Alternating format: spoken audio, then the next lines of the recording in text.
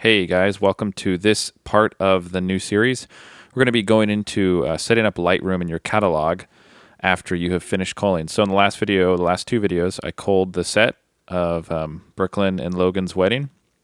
I didn't show, but I also culled after the video my wife's set, and that's these photos right here, Kat. I did 218 of her photos and then reculled mine to get a little bit less, and ended up with 973. So there's still a lot, and that's 1,191 total with cats. So I'm going to try to delete a lot while I edit. I went through and reculled and tried to get rid of more, and I did, but I still want to get rid of more. Okay, so this is basically what I do for every single wedding. This is my weddings for the year. And what I'll do is I'll open up Lightroom. I'll do create new catalog, and then I'll find where Brooklyn and Logan's folder is, and you can see I have David, Kat, and picked. And this is basically my raw files of the day, all of them, and this is Kat's raw files, and then both of ours picked together. So in here, I'll create a new folder and call it LR, which is short for Lightroom. And then up here, I'm going to save the catalog as Brooklyn and Logan wedding. Click create.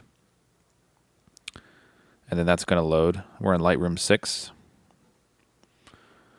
Once that loads, and this is Fixer, the little keyboard shortcut key thing that I use. It's loading up right now too. While that's loading, we'll go back to the screen here. And what I do is I grab the picked folder, select them all, and I go down here, drag it into Lightroom. And it's going to load them all up. And most of the time I've been doing a preset, and usually it's this nice Fuji preset that I made. It's just kind of like it's one that it's really neutral. It's pretty simple. So I'm going to apply this, and then I'll click import. And now it's going to import all those photos. Because they're already on the computer and they're not being imported from a card or anything that's plugged into your computer, it's going to load really quick. So that's 1,100 files. And you can just watch this progress bar at the top left, and it's going to go pretty quick. And already we're seeing thumbnails, and we can kind of scroll through and look at our set. So this is a great method. I don't recommend ever importing from a card, personally. I think that you should be throwing all your RAWs onto a folder on your computer like we did here. And then from there, you'd throw them into what we used, Photo Mechanic, for culling. And then you put them all in a pick folder, and then that's what you throw into Lightroom. It's a lot less work for Lightroom. It's a lot less time for you to go through and delete photos. Culling in Lightroom is very slow, even if you create smart previews and all that jazz, but it's very slow. So I highly recommend you do the culling before. And then, of course, you can delete. And most of the time I delete a lot of photos while I'm going through a set in Lightroom. And I realize, okay, this photo is not good. I don't like it. Delete it. But we get the bulk of the photos out of Lightroom before. So, I mean, just to give you an idea, there's 1,400 photos, 1,500 photos that I didn't pick when I was culling. So that's a lot of photos that you're saving your time and so forth in Lightroom from deleting. So just a quick tip. So now that these are all in here, we'll just go through here. Looks like we got 1191. Just to double check, 1191. So we got all our photos here. So now let's start working on these photos. Now, obviously, I can't go through all 1,100 photos and edit on a video. I feel like that would take probably, oh man, way too long. But we'll start with the top here. Go to develop. And I usually like to hide all my screens. A quick tip too. I like to, if you right click here on the background, you can make your background that you're editing on white, black, and so forth. I used to do white because it kind of, I don't know, I liked it. It's really clean. But then I had problems with if I was ever adjusting my crop of it, the photo like this, on my my mini-mall Fixer, the little keyboard thingy that I've made a video about. And and if I'm adjusting it and I didn't have constraint to crop on, or if something got swapped and I didn't know it, if I go back to this here, you can see that it starts to crop out of the photo because it's not constraining to the crop. And if it was white, it's really hard to see that sometimes. And honestly, it could be even that it's just a small amount like that. But then when I'd export it, there'd be white. So I've kind of started doing this gray, and then just, of course, making sure that that constrained to crop is there. So just a little tip. You might not have that problem, but something I ran into. So these have a little bit of a preset on them. And if we reset it, you can see that's the preset. So we'll just go and put it back on real quick. So it does a little bit, you know. It's not a whole lot, but that's without it. That's with it. Basically, I'm throwing on a profile corrections for the lens that I'm using. Most of the time, if you do this, it'll get rid of all the vignette. And I don't know, sometimes I like a little bit of vignette from the lens. It kind of, I don't know, it just looks good. So from here, basically, I'll do my quick adjustments. Of course, I got to go quick because I got 1,100 photos. So I try not to spend too much time on all of them. But basically what I'll do is I'll start with exposure and bump it up. The white balance looks a little bit warm, so I'm going to cool it down a little bit. Add a little bit of shadows. Touch up more on exposure. And that's good enough for me. This shot, I'm going to try auto white balance just for the heck of it. And that's way too cool for me, so I'm going to bump up the temperature on that. Somewhere around there. Next photo. That photo is very similar to the first one, so we're going to copy the settings. Go back here, paste them, straighten it, on to the next. Auto white balance. I don't use auto white balance a lot, but sometimes, I don't know, sometimes it works, surprisingly. I'm going to cool this one down just a little bit. There we go. On to the next. Straighten it out. I'm going to try, just for the heck of it, auto white balance. See, it's not too bad. It works. I might cool it down just a touch, and then we're going to brighten it up. Something like that. I had a lot of these cake photos, so what I can do is grab that cake photo. Well, it looks like I only have a couple right here, but we'll just go down here, grab all those, deselect that one, click sync, choose what I want to sync, click sync, just like that. And then we'll go on to this photo. And that looks pretty decent already. Might brighten it up a little bit, get rid of some of those highlights just a touch. Straighten it. I think that's straight, something like that. There we go. It's a little bit darker, so we're going to bring that brightness up. Try auto white balance again. It's closer to what it really was. If I make it too warm, that white's not white anymore, so I'm going to do that. A little less magenta. There we go. Here's an interior shot. Doesn't look very good yet, but we can, that doesn't look good. Try to cool it down a little bit. Not digging this shot. I'm going to delete it.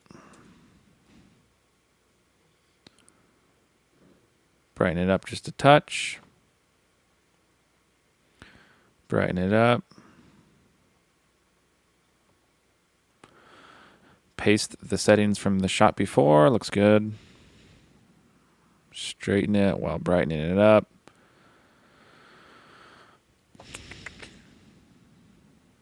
I'm going to straighten this to the right a touch. And that's fine for me. A couple shots outside. I'll try auto white balance just for the heck of it. Auto white balance, I find, sometimes throws too much magenta in the shot.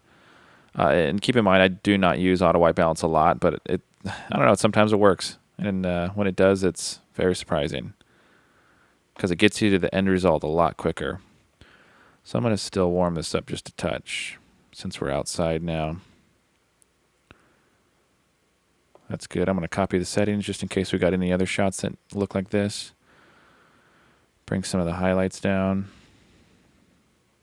This could be a touch warmer. Somewhere around there.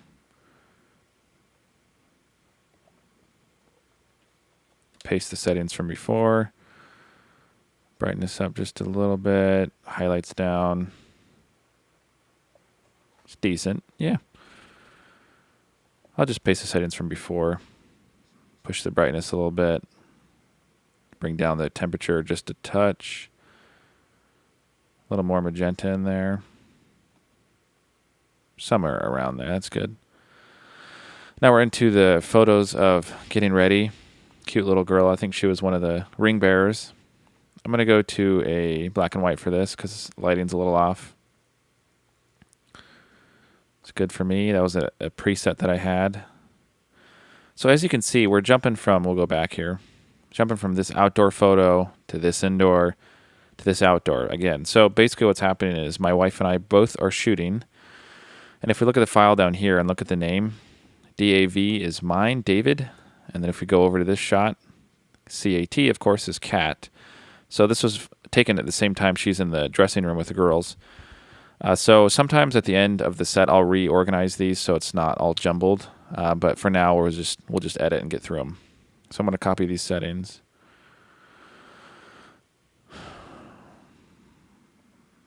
Here we go. Go into this shot. And that doesn't look good. Undo, undo.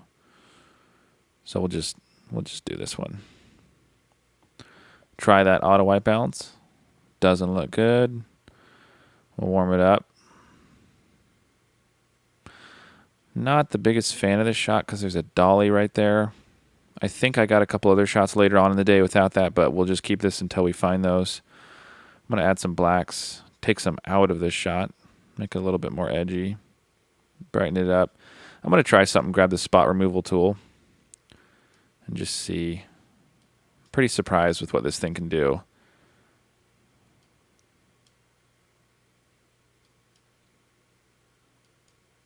See, come on. Sometimes you don't need Photoshop.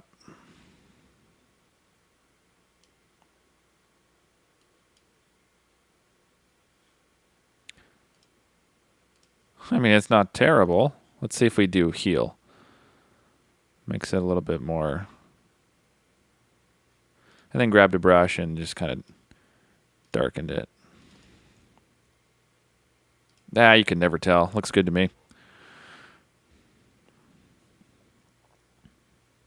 Onto the getting ready for the guys.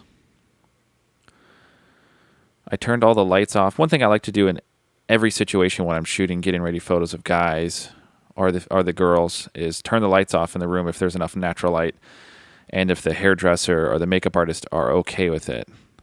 Because your photos will look so much better. Just push your settings a little bit. I'm not even pushing them that hard. ISO 400, the 50 millimeter at 1.2, 1/200th of a second. I'm going to go for a black and white on this one. Get rid of some of those blacks. I'm going to do one with a little less grain. Get rid of some of the blacks. Bring the exposure up. Something like that. Guys hanging out. Brighten it up. Good shots, people hanging out. Great light. That's all window light. Cool background color of the wall. I dig that. This is a cool black and white shot. I can see it.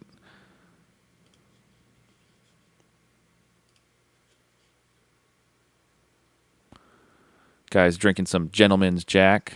I'm going to copy these settings just because I like that black and white. Bump that exposure up a stop. Almost 2 stops. This is something that's great about these cameras. Again, ISO 450, 1.2, 1/200th of a second. If we look at the before, I was 2 stops under. My fault, of course, and this happens. And if you ever shoot weddings, or if you ever have shot a wedding, it's going to happen to you. Don't be cocky and assume that you're going to get every shot perfect. I do not get every shot perfect by any means.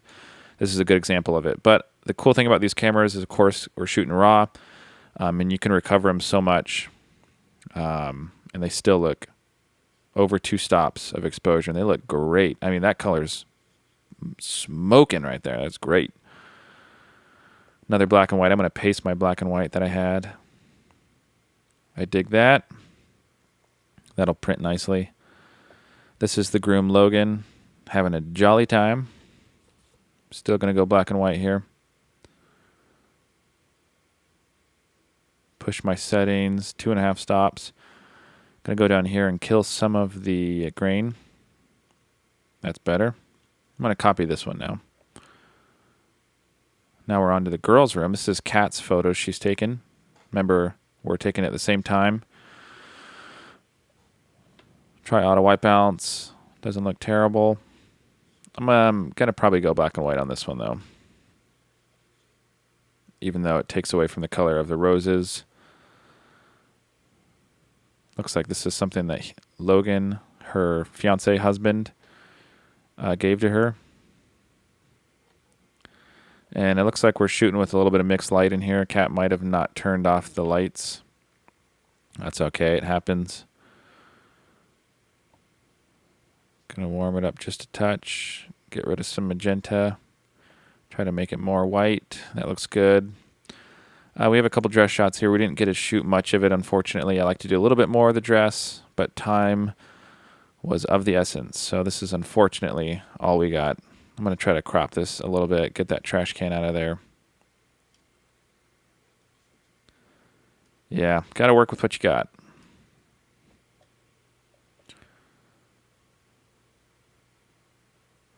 Not my favorite dress shots, but whatever. I'll grab the white balance dropper here. Click on the white dress. Warm it up just a touch. Sure. And then we'll go on to the next photo. I'm going to try auto white balance. Not bad. This is all naturally lit at the time. A lot of windows on the sides. Going to pull the highlights down. Brighten it up a little bit more. Get rid of some of that magenta.